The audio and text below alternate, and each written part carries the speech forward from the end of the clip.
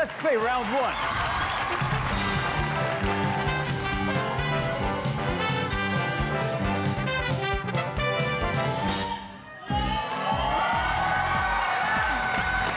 Good luck.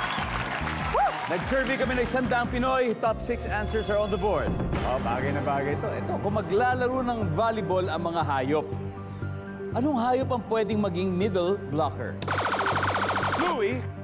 Giraffe. Giraffe. Ang tanong, anong ipamba-block niya? Yung leeg niya. Yung leeg. Okay, nandiyan ba ang giraffe? Yup. Luan, kung maglalaro ng volleyball ang mga hayop, sinong hayop ang magiging middle blocker? Unggoy. Kaya ang unggoy. Nandiyan ba ang unggoy? What? Louie, pass or play? Play. All right, let's play. Let's play round one. Respeto altas. Let's go. Kung maglalaro ng volleyball ang mga hayop, anong hayop ang pwedeng maging middle blocker? Elepante. Medyo mabagal nga lang yung elepante, no? Pero easy. Pwede, kasi di ba? madali lang sa kanila, malaki. Nasa gitna na yan. Elepante. Pwede. Jefferson, kung maglalaro ng volleyball ang mga hayop, anong hayop kaya pwede maging middle blocker? Siguro kabayo. Pwede ba sipain ng bola sa volleyball? Bawal, no? Pwede. Kahit anong parte ng katawan. Kahit anong parte.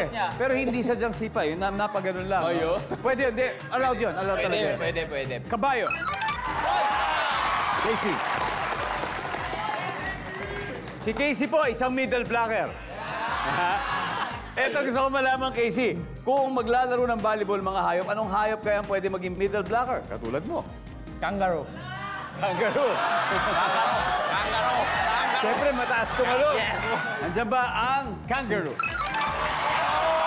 Louie, kung maglalaro ng volleyball ang mga hayop, anong hayop ang pwede maging middle blocker?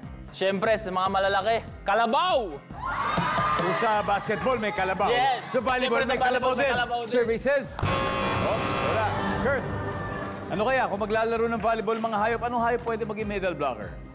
Wala yung kalabaw, siguro may baka. Malaki din.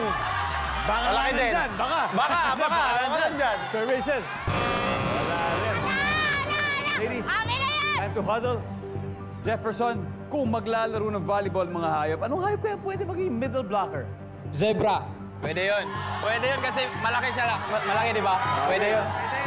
May kalakihan din ng mga zebra. Zebra. Services. Wala. The Lady Blazers. Jade, kung maglalaro ng volleyball yung mga hayop, ano kayang hayop ang pwede maging middle blocker? Panda. Panda! Si Mitch po ay isang middle blocker. Mitch, ano kaya? Ostrich. Bakit? Nakapang-leg. Pwede. Gail. Dog na lang. So, Rowan, kung maglalaro ng volleyball mga hayop, ano kayang hayop ang pwede maging middle blocker? Ostrich. Possible, di ba? Mahaba din ang leg. Alright, sabi po nila ostrich. Nandyan po ba ang ostrich? Services.